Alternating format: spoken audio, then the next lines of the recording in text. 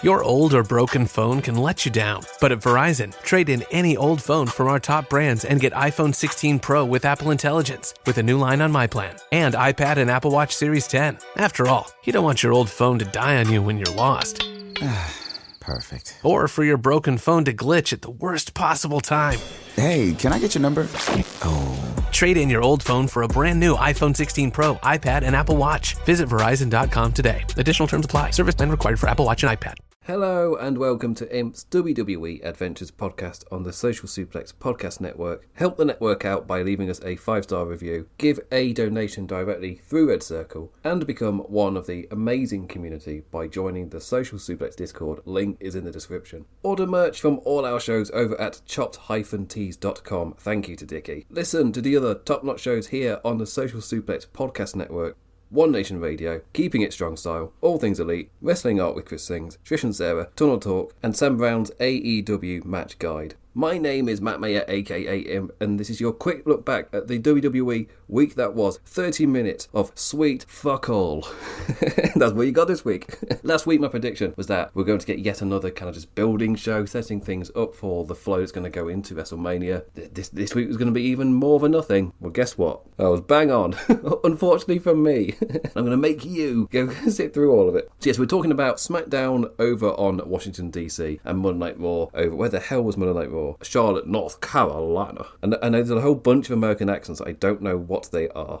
How do people from North Carolina sound? I don't know. One of my mind is like this. I don't know. Anyway, let's jump on over quickly to SmackDown Live because, there's nothing to talk about, really. One of the biggest things, Ricky Starks is now called Ricky Saints. There's the stuff about Miro being gone, but they're not really WWE stories in a way. They're more AEW stuff, and of course the other shows here will talk about all of that to death. So listen to our other content, do it. But I am here to talk about WWE and to watch it so you don't have to. That doesn't mean I'm not gonna put you through some shit this week because I watch this. I watch these shows. You're gonna be hearing about it. So anyway, let's first jump on over to SmackDown Live. 2 hours and 2 minutes on Netflix for me and on USA for them. So let's jump on it. Priest! Does he have enough left? Salt to heaven! Cover that man! Priest is headed to the Elimination Chamber! Yes, Damian Priest has qualified for the Elimination Chamber. Kind of has to because he's got to do that match with Drew McIntyre, which internally is kind of being referred to as possibly quite a nothing WrestleMania match. They can do stuff with it where it matters to the characters, but they haven't really done that yet. There's just a bit of Royal Rumble animosity at the moment. Once they hurtle towards WrestleMania, you can start bringing up last year because, of course, Damian Priest cashed in his Money in the Bank briefcase at WrestleMania last year and lost Drew his title. So there is a lot of stuff to actually work with here. But there's apparently internally, they're like, not something very big for Drew, though. But it was Damian Priest versus Braun Strowman versus Jacob Fatu in a big boys qualifying match. It built throughout the night, though, so we'll start at the beginning. Cody Rhodes and Solo were doing that. Oh shit, here we go again. His promo decently built the chamber, putting a lot of focus on the winner going for the title that he's currently holding. Maybe telling that there was a CM Punk chance before Cena. Makes sense in this current era, though, with Punk being routinely there for the fans to get invested into his character, and in this era the crowds just want to be invested and have a lovely time. Before transitioning to Sikoa, that Samoan Spike wasn't for me, was all he got to say before the Scottish drums of McIntyre beat. The man wanted his earned respect to not be written off during this WrestleMania season. That kind of mattered to see the character fighting to stay main event relevant in the face of a nothing WrestleMania mid-card fare. Fatu got a huge reaction for his interruption. His promo style also connecting with the crowd basically immediately, using the moment to tease Big Jacob near the championship. Do you want a little Fatu? Cody addressed him, but as the crowd chanted Fatu on the Titantron, played Solo Sikoa in E17 full white with turtleneck and chain and drove on in. Later in the show, Fatu got to address Solo in the locker room. Sikoa feeling like a former leader as he tried to manipulate Jacob's love for his family to get him back under his side. Honestly, I wouldn't drag this out too long, but if you want to give Fatu a WrestleMania showcase, if you are doing Punk Roman roll-ins in the triple threat, and you still want to showcase Fatu, could do Fatu solo. It's not going to be everyone's cup of tea, but it'll be that main point of showcasing Fatu. Even if it's in something short, I feel like it's a needed thing. They're going to get behind Fatu for the rest of the year. Why not give him a wee little showcase? And then we swing into the main event, Damian Priest versus Braun Strowman versus Jacob Fatu. Braun Strowman got his to-camera and through gorilla entrance. Sorry, I mean, Strowman got his to-camera. I'm going to beat you up. He talks about, what am I doing? What is that? That's a reference to something, but I don't know what it is. Can't think what it is.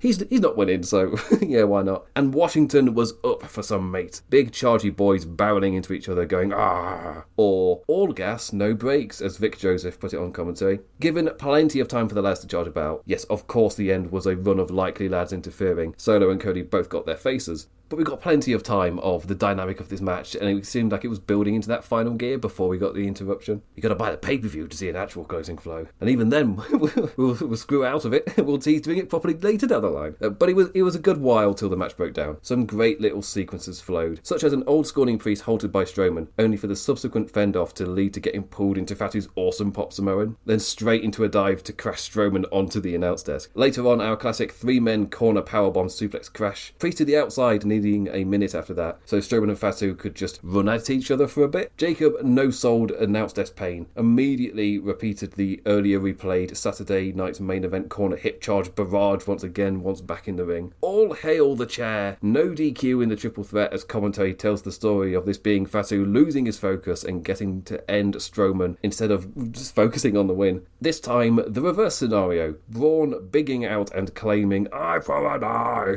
but his charge never came thanks to a Solo spike. Tama and Solo miscommunicating in their attack on the also interfering Rhodes. The Tongan spiked on accident and Priest took out Mr. Sikoa. Fatu angry distraction with Sikoa got him clobbered into. Back into the ring for a wee power slam tease. Slipped out of and a South of Heaven for the win. Cody and Damien celebrating in the win, but they both keep making eyes and looking at the WrestleMania logo. I mean, no. You can be, whilst I was in the other place, Damien, you took all my moves. You were doing disaster kicks and crossroads. Then you came back and you had to think of new stuff, or suddenly you had a finisher unique all along. But yeah, there's not a lot to go on. And Damien Priest is somebody who's absolutely not winning. But, it's good to at least tease it in this very specific period, to at least tease Cody and all of the Elimination Chamber people in something little. Like, we've already seen the stuff with Cody and Punk before the Royal Rumble, so you don't necessarily need to do that here. And it did Cody McIntyre at the start of the show, so, why not do Priest? Just make him feel a bit more relevant in the match, even if he's never winning in a million years. I do like how we still, going into the Chamber, we still don't actually know what the route's going to be. It's the benefit of giving the Royal Rumble to somebody like Jey Uso. The next pay-per-view suddenly also becomes like a massive deal. Like, who is going to win? There is, of course, there's the route we do CM Punk, so you can do John Cena versus Logan Paul, Cody Rhodes, John Cena, so that you can do the triple threat with Punk, Roman, Rollins, and then have John Cena lose right at the end. Like, there's a lot you can play with, and I like that the Elimination Chamber is just open like this. There's also the threat of the transphobe just hanging in the air. It's like, we could, he's just there. He's qualified. He's in the match. So there's lots of just different things just existing, which means that the Chamber isn't predictable. Because there's definitely two very, very likely people in Cena and Punk. It's just which one I'm going to go with. And it could because it could be either. It just means you do not know who's going to win. They did the same for the Rumble, done the same for the Chamber. And I feel like it's been a really long time where both have been unpredictable. I don't even know. I can't even name a scenario where that's happened. I mean, it must have done, but I just cannot name it. Anyway, let's jump on with the rest of SmackDown, because elsewhere, sure stuff happened. The other Elimination Chamber qualifying match was Naomi versus Chelsea Green. Trish Stratus was at ringside. I'm sure she's just there for a lovely time with her very much scripted. It's whenever somebody's at ringside and you get them to speak genuinely, biggest giveaway is them calling it a PLE. It's like no normal person is calling them that. But Trish Stratus was interviewed by Barrett because the Chamber is in her Toronto hometown. Speaking of women in the Chamber, Green and Naomi went fast, immediately sounded the "we've got piss all time here" bells. I was like, right. I was expecting like a really quick. I was expecting actually less time than they did get, because we got like 2 or 3 minutes before the ad breaks. Like, we're going to come back and get a similar amount of time, aren't we? Well, we got about double that, so there was enough time in the second half to play it out a bit more. Still not a lot, but it was a bit more than I was expecting. Naomi gave Chelsea a wedgie before hitting the heat seeker. I'm sure there's some some logic to do with it makes the talk even worse. And I have to shout out production, cutting to the side for it to quell the pervs. So like, you still know that she gave the wedgie. However, However, you don't then get right up on her ass. Like, production is purposeful. Like, you don't want the audience gawking at it, and you want them to keep following the flow of the match. Just don't film it. It's not that difficult. Here's the example. Cut to the side. It was an angle they used throughout the show as well. They would cut to it quite a few times. But it's just good to have it there. Just a different angle to cut to, so you're not just looking right up there. It's like, yeah, this is what I was talking about the other week. Production is purposeful. This stuff is planned out. The flip off the top rope into the Unprettier had Chelsea not quite landing on her feet for it, but it didn't matter because Naomi was meant to counter anyway, so it fit fine. Like, the flow was all right. Like, Naomi used this new momentum to kick the last before nailing her split leg moonsault. She qualifies for the chamber. Later in the show, we refocused on the Jade Cargill attack from a few months ago. Nick this with new findings. Liv and Raquel were shown in the parking lot on a security camera. We don't know where this feed came from, though. Gives us something to do on a Monday, doesn't it?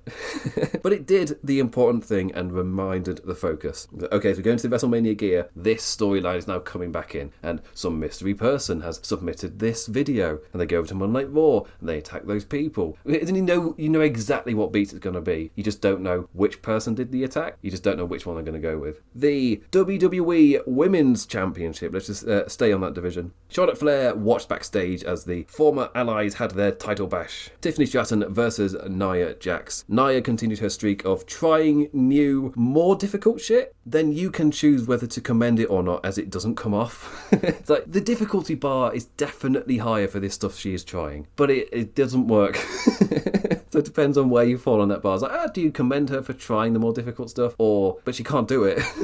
So it was like, well, I've already seen it online, even within the Social Respects Discord. People are very varying their kind of opinions on this. Powerbomb transition to shoulders, meant to roll into a sunset roll-up. Instead, Tiffy wasn't quite able to rotate, leading to Nia falling backwards, then nearly properly bending her knee in the attempt to roll back into the position for the pin. She got there in the end, but smooth it was the furthest thing from. But we move on. Everything else was grand. The crowds are really responding to Nia's matches every time they get fully behind her opponents and really start to react to the bigger lasses' jumps and slams. It's in a please don't win way, but it's not in an X-Pac go away, please don't win way. That they are genuinely invested in the story that the two of them are telling. After the break, straight into a picture-perfect moonsault to the outside from Stratton, then a picture-perfect swanton. I watched this and think, yeah, absolutely. Tiffy absolutely deserves a Mania Showcase match. The finish, sudden and a nice idea. Going for a sunset flip powerbomb off Brett's rope. The failure led to Tiffy hitting the mat hard and just rolling to the apron, acting all dazed, which avoided the improvised annihilator. Which is quite good. I think it's Nia's facing the other way. She hears the slam, so she knows where Tiffy is. She obviously doesn't hear the roll away, so it lands on her ass. But this is a WWE TV title match, so that's the end of that. Interference time. Candice stopped the prettiest moonsault and swung us into a post-match beating. And oh look, it's Trish Stratus. The legend failed in her attempt and the two got fully downed. Nia on the ramp with a horrifically piped-in boo. It wasn't needed. The crowd were reacting.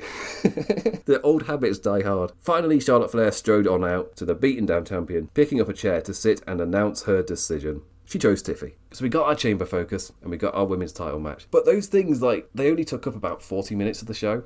And I said this show was 2 hours, 2 minutes. So what on earth filled the rest of the show? And I lean in and I go, exactly.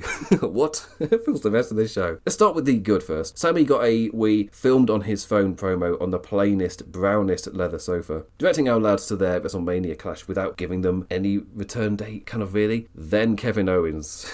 He does his own reply video on his phone from his car, and he directs us into a match in Toronto between the two of them. And I'll go more into this on Monday Night Raw because Sami Zayn opened the show in reaction to this. They kind of like tied together, so I'll talk about how I kind of feel about it at that point. Now for the rest of the show. Motor City Machine Guns faced Los Garza, Angel Umberto, making quick work of the Phantasma. Alexa Bliss got to interrupt Nia and Candice backstage so we can get the Wyatt flickers. The answer is yes, my Amazon Echo did turn on. I'll do that. I've cut it out. So you didn't hear that bit. But yes, it did come on. I've got to learn. One day it will condition me and I'll just stop doing it. R-Truth, What's Up time led to Mello's next squash win, only after they teased a Mello Don't Miz tag team. Absolutely not. No, absolutely. I'm not having that pun. Not every pun means that you have to do it. It doesn't matter. No, you can't do Mello Don't Miz. No, please don't. The United States champion, Shinsuke Nakamura, continued his road to not being on WrestleMania. I'm committing to it. I'm banking on it now. For weeks he's waited. What? For weeks he's been hiding in the shadows. What? No warriors here. Well, absolutely no energy from the crowd to work with. So LA Knight was the full injection. The Miz interrupted him for one of my most absolute nope matches. Like, are you happy? Are you fuckers happy? I watched LA Knight versus The Miz, and now I live to tell the tale. So sit in. Sit in, but now I get my own back. As I recall it in full detail, I watched this. No, you have to sit through this. Punch, slow kick, claw on the face on the ropes. Argue with the referee, slow kick, claw in the middle of the ring. Oh, chin lock. Oh, not the chin lock. Oh, yeah, punches back. Yeah. Bash misses head on the announce desk with yeah, oh, yeah. Shinsuke stare to let Miz immediately get ad break control. Yeah. Fuck it, that's enough for the bit. Snap BFT and the pop-up follow elbow for the win. Shin stare down afterwards. Good lord. As soon as they announced about that, and they were like, am I really about to watch LA Knight versus The Miz? No. No. If I'm watching this, I'm doing a bit. Just no. Oh, God. Main event was tons of fun. Big lads barraging about. I'm always down for that. I'm all about that. But you also served me LA Knight versus The Miz, so one of my least favourite shows of the year. Just no. This is the guttural reaction of please don't. No, seriously, no, please don't. Like, God damn it. I survived. I'm here today. I can tell you, I'm a survivor of LA Knight versus The Miz. I mean, it was competently... It's fine. It's competently vesselled. It's just boring. Anyway, let's jump on over to Monday Night Raw. SmackDown, it had the chamber matches. It had a little bit of a setup. More confirmations. It's just, it doesn't feel that exciting to watch. We got confirmations of stuff that we were pretty certain we were getting towards. It's a show where you go, oh, okay, right, yeah. All right, yeah. Oh, that's nice. But it's 2 hours. My biggest issue with WWE now. It's like, yes, it makes sense. Yes, it's competent. Yes, you go, oh, that's quite exciting. Oh, that's quite nice. But I'm saying it like that. Maybe because it, like, AEW just is my style so much more. That when I watch that one, I just find it so much easier to get through. Whilst if I'm not making notes, I don't know how easy I'll be getting through these shows. It's piss easy because I'm doing something very active. I'm making notes and things. I even have to pause a WWE show to make sure I'm keeping up my notes so it gets longer for me. That's it. Anyway, speaking of being able to pause and not watching stuff live, Monday Night Raw, it was live on Netflix. I watched the edited version because I am English. I didn't watch the show till Wednesday. A swift 1 hour 50 for the post-live stream world. They cut out those bits in between. I don't have to skip the returning in minutes. All cut out. 1 hour 50. How many ads are you running? Jesus Christ, it's only 1 hour 50. But the data did come out that it was globally 2.8 million were watching, I think it was last week's Raw. But if I'm right, that was the data just from the live stream. For example, I would not ever be counted on that. I only watched the first one, so I was within that 4.8 million, whatever it was, for the first live stream. But the second one, I'm not included in that. I did watch it on Netflix, but I won't be included in that data because I don't watch the live version. It's an interesting one. It's only 2.8 globally, but I just wonder how many are watching on the non-live stream feed. How many people are me? We go, oh, it's on Netflix, therefore it's pretty easy to get to. I can just watch it whenever. Yeah, I'm a Wednesday Raw watcher at the moment. I chip away at it. So anyway, let's jump on over to Charlotte, North Carolina. And we'll also say, there's a reason it's 1 hour 50 minutes. Oh, there's not a lot on. As soon as I saw it, it's like, oh, yes, this taking up Netflix up on it. It's like, you don't have to do a 3 hour show every week. It's like, yes, take them up on it. If you haven't got the content, don't do it. It's much better to not stretch it out and instead just do what you've got. So let's get to that in nice swift Monday Night Raw. That was shorter than the SmackDown I watched. Ladies and gentlemen, we are now boarding Group A. Please have your boarding passes ready to scan. If your phone is cracked, old, or was chewed up by your Chihuahua travel companion, please refrain from holding up the line. Instead, go to Verizon and trade in any phone in any condition from one of their top brands for the new Samsung Galaxy S25 Plus with Galaxy AI and a watch and tab on any plan. Only on Verizon. With new line on My Plan. Service plan required for watch and tab. Additional terms apply. See Verizon.com for details. Sami Zayn gets his man Kevin Owens versus Sami Zayn set for an unsanctioned match in Toronto. Like, sure, we've seen feuds between these two before, but this is the first time under a creative that actually cares about them and their characters. So Sami opened the show in his unassuming flannel shirt, no pomp as he's held his hurty neck, just whilst the crowd's chanting his name, like, oh, my neck hurts. The man got all amped up to accept the match, but Adam Pearce strode on out to put a stop to all of that and draw the ire for the news of Zayn not being cleared. Sami refused to take no for an answer, refused to leave the ring until he got his match. And a first for WWE in this era. And I don't remember this happening in like any of the John Cena era ever. I swear this must have happened in the Attitude era. Just can't think of it. A match type only AEW has successfully built the animosity to it though in this era, as we fall into the only outcome for a match both men want but the GM cannot sanction, an unsanctioned match. Sami twisting the boss's words around not being able to protect him, to also pointing that Kevin won't be protected either. Sami getting huge reactions for this and it got a huge cheer. But I don't even know the last time WWE put on an unsanctioned match. And I'm interested to see what their version of it is, given that in AEW often means prepare for violence. Prepare for blood. Like the lights out stuff saying we are not responsible for what's about to happen here. So what is a WWE version of that? Because I swear to God, if it's just a plunder, I've seen that it can build that animosity. It doesn't reach the levels of AEW because you cannot reach that level of violence. But what does the WWE version look like? How far do they go to push that unsanctioned feeling? If at all.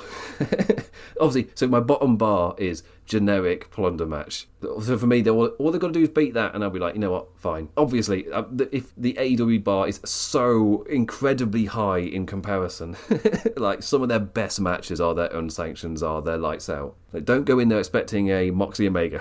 There's going to be none of that. No ice picks, no glass on the floor, or anything like that. Because I think I would say I am more interested in finding out what it is than I would say I am excited for it. And it's all AEW's fault. They've just set the bar so high that I just don't expect WWE to get anywhere close to it. Nor really should they. I think in my mind, the way AEW does their unsanctioned matches, I don't want WWE to try and copy that because it's AEW's thing. It fits their world so perfectly. Don't really think it would fit a WWE world to kind of turn to violence where you feel uncomfortable. It's a magic place that AEW can take you to. But I don't think that's right for WWE's audience. They just want to be happy and chant the things. They don't want to have a cry.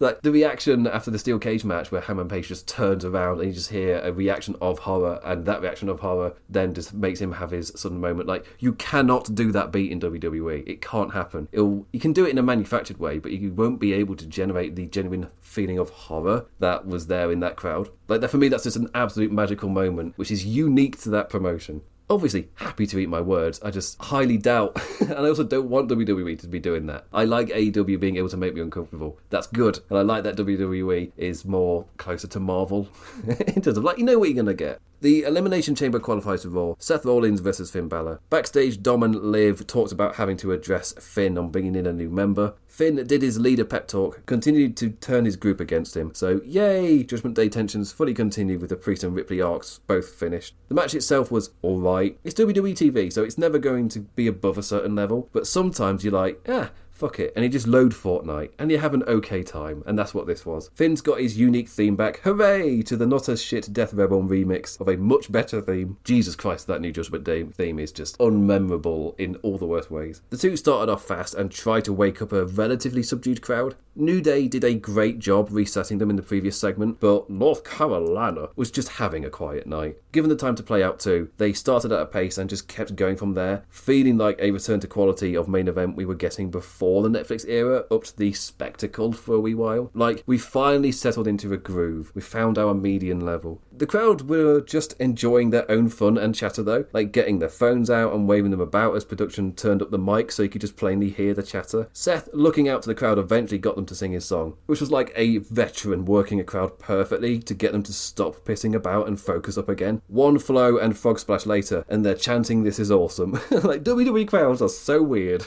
But that is all on Seth. That's all the applause goes to Seth there. They were not invested, they were not paying attention, and he single-handedly just took a second, he just took a beat and got them back on side. Back and forth in the moments as we saw the match swing without interference. The final flow really having them locked in. Coup de grace kicked out, swiftly into a crossface attempt, also from Finn. Rollins managing to fight out and flash into a stompy win.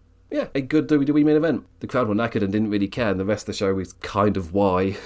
But it was absolutely fine. Seth Rollins qualifies for the Elimination Chamber. It just feeds into exactly what I was saying this week. Last week's show was very nothing. This week's show was very, so you are just confirming the stuff that we kind of suspected was happening, but we're just getting it confirmed now. Isn't that an exciting kind of like level of amp to be? Roxanne Perez versus Raquel Rodriguez was the other Elimination Chamber qualifier. Raquel also has a shit new theme, Yeah, I'll be honest, it's quite impressive to have this many themes be this forgettable, but it's better than the New Judgment Day theme. Perez got a backstage promo beforehand, but no entrance for you. VTR got her character over, but in the arena she was basically presented as a rookie for the big lass to beat. It's like almost like this is going to be a squash. They were doing that all on purpose, like everything about the presentation was setting it up to feel like a squash. However, Finn had set up earlier how embarrassing it would be for Raquel to lose. The bigger lass got to toss Roxy into the ring post like a javelin. The smaller lass bumped all over the place for her. Buckle Bomb counters suddenly swung things, almost full squash till then. A few hope spots as the crowd just didn't react, till Rodriguez Strowmaned herself into the ring post, shoulder first, before a succession of dives, and the match turned fully into the big baddie trying to survive. Commentary called, "What a match!" as the tepid crowd just didn't reciprocate any of that. For some reason, that was when Bianca and Naomi turned up for blood in matching cheerleader gear. After all that competitive build, Perez hit Pop Rocks off the distraction for the win. WWE gonna WWE.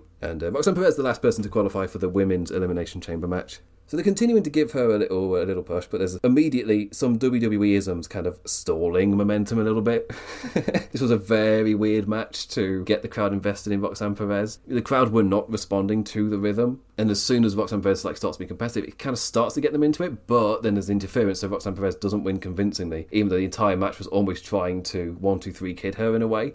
The video promo got across her cocky character, so like, okay, she's a baddie. The match then did the 1-2-3 kid thing, so okay, so she's the plucky underdog, and then she wins off the off the distraction interference thing. Like, okay, so you got like 3 different characters within one little bit. Technically, the last bit maybe fits the first one better, but why are you it's so strange. It's a very oddly booked match, just in terms of like the whole package. Anyway, on to the other notes. This was easily the most skippable episode of the Netflix era so far, and I didn't have a high review of the last one. Even more nothing than last week's nothing. Gunther did a great mock Jey Uso entrance. Like, come on guys, do it with me. I want to feel it. Very simple gesture for very simple people. And me performing for you is like reading Shakespeare to a dog. Just continuing, slowly walking and talking as it got the crowd around him to hype themselves into a little yeet. Never once cutting the promo to camera. Always facing the crowd as he told them that it's their fault what was going to happen to Jey at WrestleMania. Eventually got Pat to answer whether he thinks Jey has a chance at WrestleMania. The answer not pleasing our champion. But that called out Jey, and we got ourselves a wee little pull-apart brawl. It was a nice segment. I enjoyed myself. But it's, yes,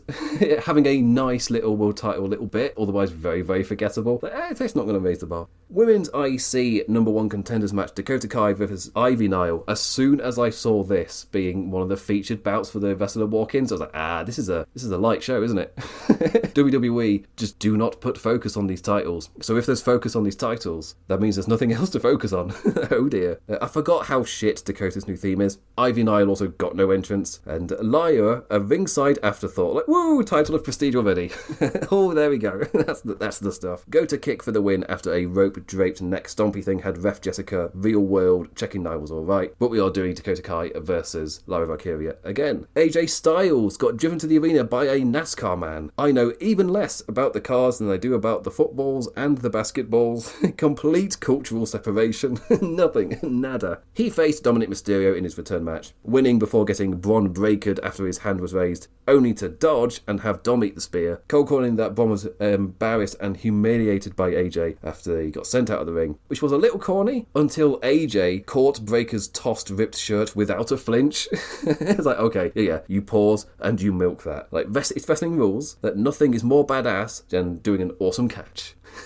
Nothing badass than that. Penta faced Pete Dunne in a bout I completely forgot before and after. WWE's new shiny luchador still receiving great reactions. And New Day got Teletime. After the show went off air last week, they attacked Poor Ray. I didn't see it until watching this show. I'm not on Twitter. This was the thing I'd missed. I had no idea this attack had happened. Resoundingly booed. They've been basically given nothing since their amazing turn, yet the act continues to be one of the ones with the most heat in the entire company. They got chased off by the LWO. As they continue to be given not really much at all. So yeah, a very forgettable week.